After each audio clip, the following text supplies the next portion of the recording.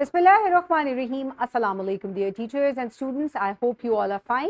I am your geography teacher and I welcome you all. Dear students, I hope by now you have finished the bridging activity with your teacher. Very good. So my dear students, let's just quickly move forward. आज हम differentiate करेंगे between conurbation and megalopolis. ये दोनों ही किसकी types हैं?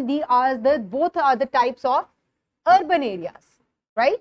Which are very populated और इसकी तमाम characteristics हम previous कुछ lesson से revise भी कर रहे हैं. So इन दोनों में difference क्या होता है? अगर दोनों ही if both are the part of urban areas, तो दोनों का difference क्या है? हमने इसको discuss करना है. सबसे पहले conurbation की हम definition देख लेते हैं कि ये क्या होती है. जब बहुत सारे cities जो होते हैं या towns जो होते हैं वो merge कर जाएं तो उनको हम कॉनर्बेशन या एक वन अर्बन एरिया कहते हैं. जैसे कि मैंने आपको रावलपिंडी और इस्लामाबाद की एक एग्जांपल दी थी कि दोनों इस्लामाबाद और रावलपिंडी जो है ये दो अलग अलग सिटीज हैं, लेकिन इनकी पॉपुलेशन इतनी ज्यादा एक्सटेंड होती जा रही है कि ये दोनों एक दूसरे के अंदर मर्ज हो गए हैं और इस तरह के एरिया को हम क्या कहते हैं? इस तरह के एरिया को हम कॉनर्बेशन कहते हैं, राइट? सो इसकी एग्जाम्पल क्या है? इसकी इंटरनेशनल एग्जाम्पल में आ जाती है Radstand. It's a prime example of conurbation located in the Netherlands. Netherlands एक European country है और ये उसकी एक example है. It consists of 4 major cities: Amsterdam, Rotterdam, and the Hague and the Utrecht. ये चारों जो हैं ये conurbation है, यानी कि ये इतने extend हो गए हैं कि ये एक दूसरे के अंदर जो है वो merge हुए हैं, which make them kind of one big area of population. यानी कि पता नहीं चलता कि कहाँ एक शुरू हो रहा है कहाँ दूसरा खत्म हो रहा है, और इस तरह के एरियाज को हम क्या कहते हैं? इनको कॉनर्बेशन कहते हैं. पाकिस्तान में इसकी एग्जांपल रावलपिंडी और इस्लामाबाद की है. So uh conurbation is a localized urban cluster relatively smaller in size compare to megalopolis. अब कॉनर्बेशन जो है ये मेगलोपोलिस जिसको अभी हम डिस्कस करेंगे ये उनसे छोटा होता है, राइट? अब मेगलोपोलिस की बात आ जाती है. मेगापोलिस हम ऐसे एरिया को कहते हैं जो कि कनेक्ट हुआ होता है, यानी कि थ्रू रोड्स और रेल लाइंस. यानी कि let's suppose this is one conurbation, this is the second conurbation, this is third and this is fourth.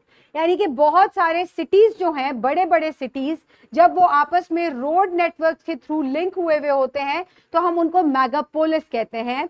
और इसको हम क्या कहते हैं? इसको हम कनेक्टेड कॉनर्बेशंस और सिटीज कहते हैं. इसकी एग्जांपल क्या है? इसकी एग्जांपल है बॉसवॉश, यूनाइटेड स्टेट्स ऑफ अमेरिका में. यानी कि यहां आपको 1 2 3 4 बिग सिटीज नजर आ रहे हैं, ठीक है? Boston, New York, Philadelphia and Washington. ये तमाम आपस में कनेक्ट हुए हैं. These all are big cities, they are very populated as well. So इन तमाम को एक बड़ी रोड के साथ कनेक्ट किया हुआ है और ऐसी कनेक्शन को हम क्या कहते हैं? ऐसे कनेक्शन को हम मेगापोलिस कहते हैं, राइट?